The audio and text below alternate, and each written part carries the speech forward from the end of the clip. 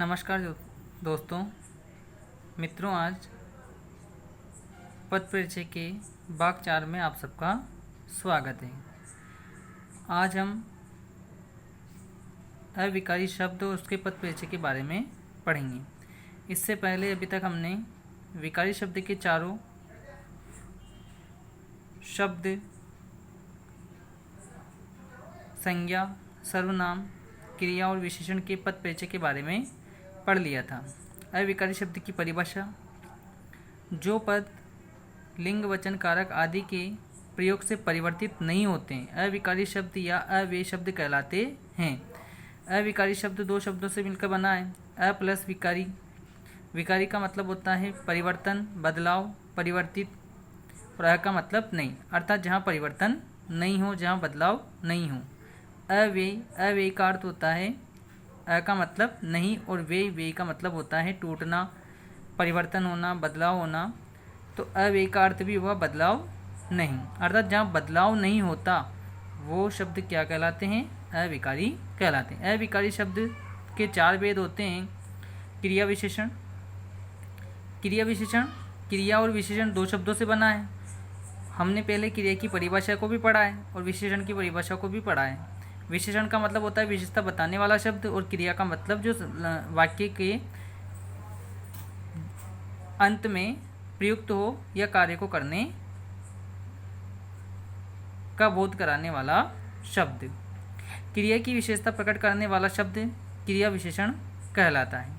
इसके कुछ भेद होते हैं: कालवाचक, स्थानवाचक, परिमाणवाचक, रीतिवाचक। क्रिया विशेषण का पद परिचय करते समय हमें निम्न बातों का ध्यान रखना आवश्यक है।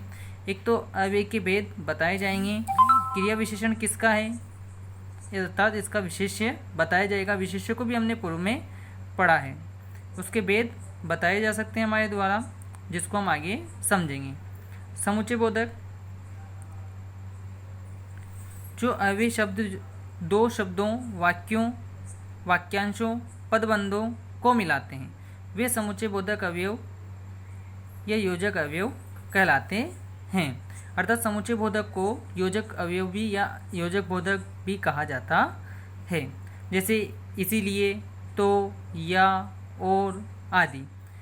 मैं बाजार जा रहा था और मोहन घर की ओर आ रहा था। तो दो वाक्यों को हमने किससे जोड़ा है? और से जोड़ा है। तो इस प्रकार से और जो है वो समुच्चय बोधक होगा।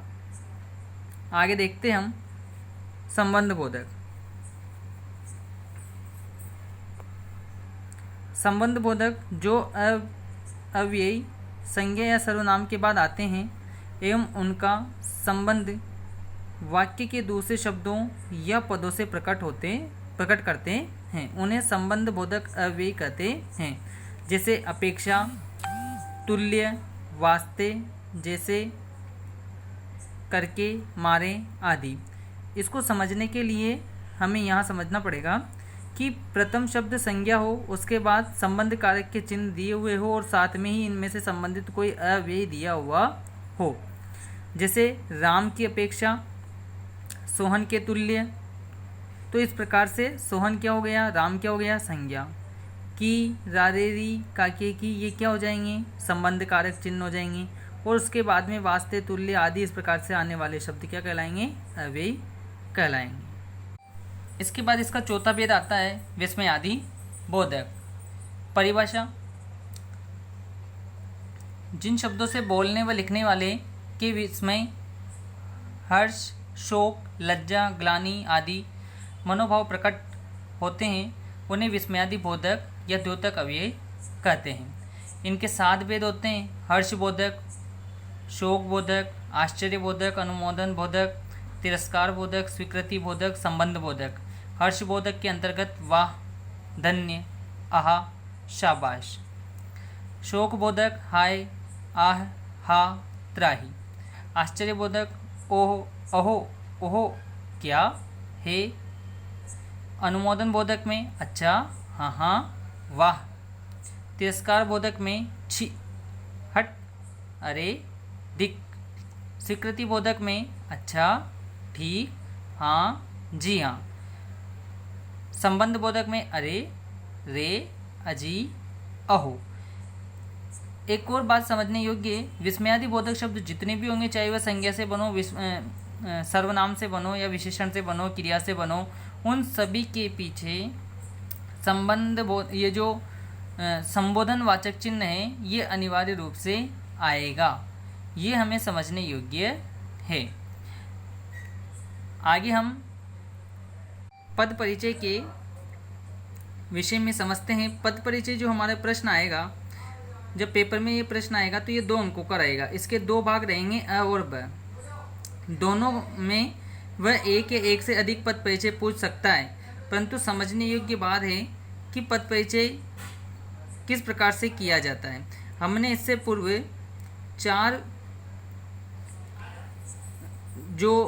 4 भागों में किए थे, अर्थात हमने उसके भेद बताए। भेद के बाद उसमें वचन, लिंग, कारक आदि बताए। तो उन शब्दों में जो विकारी शब्द हैं, उन शब्द में हम इस प्रकार से भेद बता सकते हैं, लेकिन अविकारी जो पद हैं उनका जो परिचय दिया जाएगा उसमें शब्द के भेद और अविकारी के भेद ही बताए जाएंगे, क्योंकि शब्दों के भेद के माध्यम से हम यहाँ पर अव्यय या अविकारी को कह सकते हैं, और अविकारी के अंतर्गत आने वाले 4 भेद जो हैं उनको हम यहाँ पर बता सकते हैं, जैसे क्रिया विशेषण, समुच्चय बोधक, संबंध बोधक, विस्मयादि बोधक, अविकारी शब्दों के माध्यम से बता सकते हैं। इनके बाद जैसे क्रिया विशेषण के 4 भेद होते हैं, यदि उनमें से जैसे काल, स्थान और रीति के संबंध में यदि हमें याद हैं, हम समझ सकते हैं तो हम उनको लिख सकते हैं। जैसे विस्मयादि बोधक में 7 भेद हैं, यदि हमें याद हैं तो हम उसको लिख सकते हैं। यदि याद नहीं है तो लिखने की आवश्यकता नहीं है, उसे हम बस केवल इस प्रकार से भी समझा सकते हैं। कुछ अंकों का डिवाइडेशन समझते, जैसे कि ये 1 अंक का 2-2 प्रश्न पूछे जाते हैं। यहाँ हमने 1/2 1/2 उसके 2 तत्वों को बताने के लिए स्पष्ट किया। इसको हम यदि डिवाइड करते हैं तो 1/4 1/4 1/4 1/4 4 भागों में बांट। हमने जब शब्द विचार पढ़े तो शब्द विचार के अंतर्गत विकारी शब्दों में हमने उनके परिचय पढ़े, तो उसमें हमने 4 को स्पष्ट किया था। लेकिन यहाँ जब हम पद परिचय करेंगे तो यहाँ हम बस केवल 2 को ही स्पष्ट करेंगे। तो 1/2 1/2 कहने का अर्थ यह हुआ कि हम 2 से 4 तक के इसमें क्या कर सकते हैं, तत्वों को बता सकते हैं। ठीक है, आगे हम इसके कुछ उदाहरण समझते हैं। विस्मयादि बोधक के जो ये सभी हैं अवयव शब्दों के, वह अचानक दिखाई पड़ा, वाह कितना सुंदर दृश्य है, ग्लेशियर की बर्फ धीरे धीरे पिघली। जो पहला रेखांकित शब्द है वह है अचानक। अचानक को हम देखते हैं, अचानक क्या है, शब्द में भेद करते हैं तो विकारी और अविकारी, तो ये हमें समझ में आता है कि यह अविकारी है। अविकारी में भी कौन सा भेद है, यह क्रिया विशेषण है, क्योंकि क्रिया की विशेषता को प्रकट कर रहा है। जब क्रिया विशेषण है तो क्रिया विशेषण में हम विशेष्य को दिखाया जा सकता है, मतलब बतला सकते हैं। यहाँ विशेष्य जो है वो क्रिया होगी, क्रिया क्या है, दिखाई पड़ा। इसी प्रकार से अगला वाक्य में वाह को देखते हैं। वाह अविकारी शब्द, ये क्या है, विस्मयादि बोधक है। ऐसे ही है अनुमोदन बोधक में भी आता है, लेकिन वाक्य के अनुसार देखना पड़ेगा कि ये आश्चर्य को प्रकट कर रहा है, विस्मय भाव को प्रकट कर रहा है, अतः ये क्या होगा, विस्मयादि बोधक होगा। विस्मयादि बोधक में भी ये हर्ष बोधक के अंतर्गत है, तो हम इसको इस प्रकार से समझा सकते हैं। या हम इसमें अविकारी शब्द और विस्मयादि बोधक लिखते तो भी ये हमारा कार्य पूरा हो गया होता। अगला है ग्लेशियर की बर्फ धीरे धीरे पिघल रही है। तो पिघलना क्रिया है, क्रिया की रीति को बताया जा रहा है कि धीरे धीरे पिघल रही है। तो धीरे धीरे यहाँ पर क्या हो गया, अवयव शब्द हो गया। अवयव शब्द है लेकिन क्या है, क्रिया विशेषण है। क्रिया विशेषण में भी कौन सा है, रीतिवाचक है। और यहाँ हम इसको ये भी बता सकते हैं कि जो धीरे धीरे क्रिया विशेषण है उसकी यहाँ पर पिघलना ये क्रिया है, तो ये क्रिया इसका क्या हो जाएगा, विशेष्य हो जाएगा। विशेष्य मित्रों, आशा करता हूँ कि आप सबको पद परिचय समझ में आया होगा। इसके 4 भाग हमने बनाए हैं, चारों भागों को आप बारी बारी से देखें। जहाँ आपको किसी प्रकार की कोई समस्या आए, उस समस्या के लिए आप उसमें कमेंट करें, आपकी समस्या का समाधान किया जाएगा।